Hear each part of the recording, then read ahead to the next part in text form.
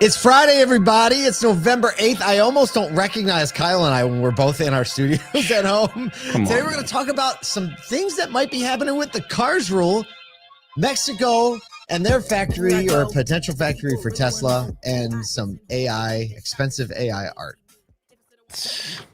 Because just the weirdest thing. If you didn't know, we're back into I feel like there's been recently, like with all the AI stuff, speaking of which, you can go to AutoIndustry.ai and sign up for the newsletter that we're dropping on Tuesday.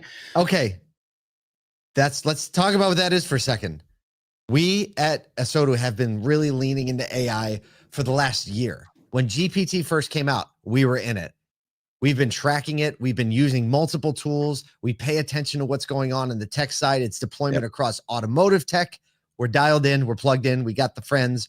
Like right now, being ahead in AI is like you have a 6-month advantage. That's all. Right? That's all you need. But I'm saying ASOTU has that 6-month advantage. Yes, we do. Yeah. So we want to share that because we hear all these questions about it throughout people in the industry. The term AI is the new CDP, right? Like everyone's throwing around the term AI like they were CDP 2 years ago. We want to make sure the auto industry community, you who are part of our community, are able to keep up because it's a blistering pace. And so we are releasing a second newsletter called AutoIndustry.ai. AutoIndustry.ai. Go now. We have contributors like Steve Greenfield and Todd Caputo and a bunch of others. Kyle and I have started writing articles to actually give our thoughts and context on it. And our goal is that in just 1 or 2 emails a week, you can keep up with what's going on. So you're informed, you make good decisions. And I'll tell you what, we're trying to give you a lot of your time back if you learn how to deploy these tools the right way. So it would mean so much to us if you sign up for AutoIndustry.ai. Go there, do it. You can keep up with us, and we're trying to keep up with them. So there you go. That's how the world works. There you go. That's all it is.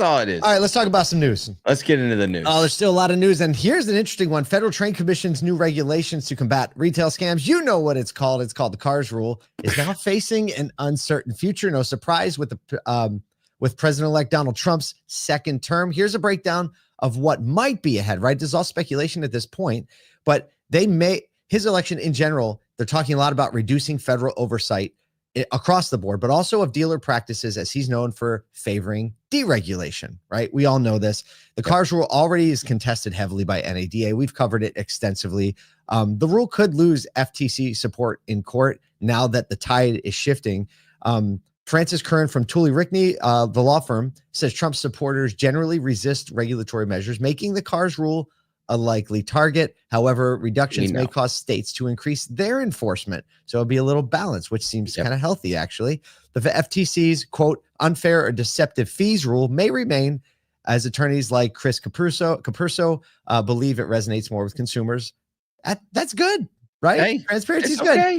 So here's a quote by Francis. He says, whether or not Trump cares about the FTC, he's probably going to appoint people who will roll back some of those things. So big conversation now. Well, this is, I think, what is important here. And when you talk to the people at NADA and you talk to some of the people across the industry that care the most about this, nobody is mad about a good amount of like the core thesis of what being a good auto dealer is and regulating those things. And, and that is in the CARS Rule. It's a win for everybody, those things. What everybody cares about, and the reason why people in the auto industry care, is the overreaching nature of the CARS Rule. And I think that's probably what we're going to see kind of peeled back, is the things that create requirements that could lengthen a car deal by 45 minutes or an hour just because of the increased documentation, or the increased pressure on marketing departments to provide long-term history about marketing, which is not regulated anywhere else in marketing, right? These things that increase the number of people or hours or time committed to just creating a car deal or a service appointment. And that's what I think we'll probably start to see peeled back, but we'll still hold to, and this is where Chris Capurso was saying, like, hey, there's still going to be some things in here that are important to like lean into. Absolutely. Because they are actually really good for the consumer, and they probably weed out the bad. That's good for the industry. It is good for the industry. And the reality is we were with like almost 50 state representatives or communications directors and some C-level people from all the state associations across the country. And one thing was very clear is that there are some few bad actors doing these things, and they spoil the soup for so many other rest of us. So I think showing people that the auto industry is about transparency, is about great customer experience, is focused on that, is good. And all the other stuff that gets in the way of that, that's in this CARS rule, is bad. So it's never open shut, right? But speaking of open shut, oh, that one was good. That one was so good. So good. Following Trump's election victory, Mexico is pushing Tesla for some clarity on the previously announced Gigafactory in Mexico. Tesla announced this Gigafactory in March of 2023, looking for rapid construction like they did in Shanghai. They did stall by the end of the year, with Elon Musk citing the uncertain global economy as a factor, opting to build its robotaxi in Texas instead, leaving the other planned vehicle models for the Gigafactory Mexico to be canceled.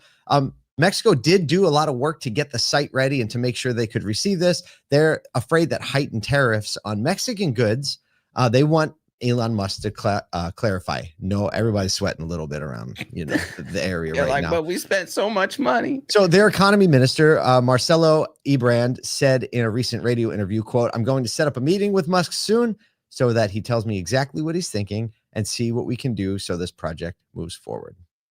Look, if I'm Elon Musk, I'm figuring out how to make this happen, right? Especially knowing that my production levels potentially are going to need to be increased under this new administration because of the potential focus on EVs. And this is a place where a lot of manufacturers have found like fairly localized, at least North America, like a middle ground to produce to produce things. And, so I bet this story is going to get a lot of attention over the next few months.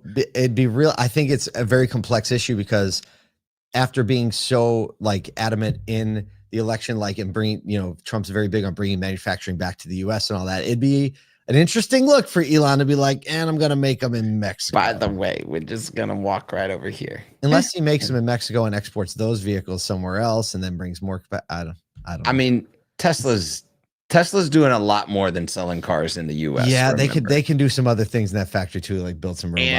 And Tesla has a significant impact on the GDP of the US, so it's important to continue the high production levels to do that. Maybe they'll build their robots over there. Speaking of AI, making things, robots, stuff like that. Robots. Hey, AIDA, the world's first humanoid robot artist. Is it Ada? Ada.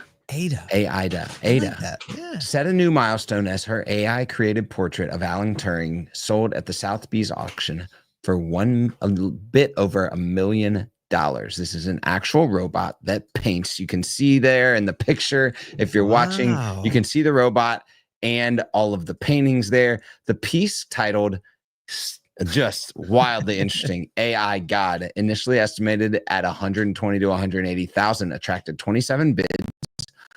So the portrait is of Alan Turing, who is kind of known as the father of AI, was a World War II code breaker who cracked the Enigma machine, altering a ton of history.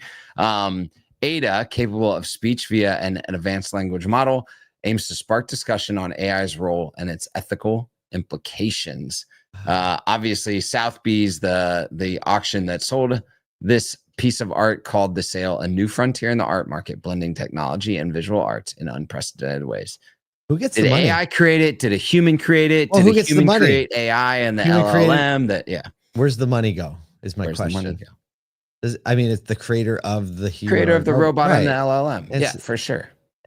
I know it's not like the thing where that's an interesting conversation. Remember the monkey that took a selfie of itself? And they were like, actually, the photographer doesn't own the photo because the monkey took it. Wild stuff. So I don't know. We're going it. But look, this is just another example of technology, integrating with art. Yep. And this is a conversation we're going to be having for a long time. And I think this just is one of those little things. Like, if they can do it and sell it for $1 million at Sotheby's, I think that auto dealers can deploy it to make some display ads. I'm just saying. Why not? You got to we're have some display ads with AI art. I think we're going to figure this out, everybody. But look, we hope you figure out your Friday, and we hope you figure out the priority is paying attention to the people, the robots, and all that's going to be fine. You can go in, you can take care of people today. That's 100% in your control. I vote for that.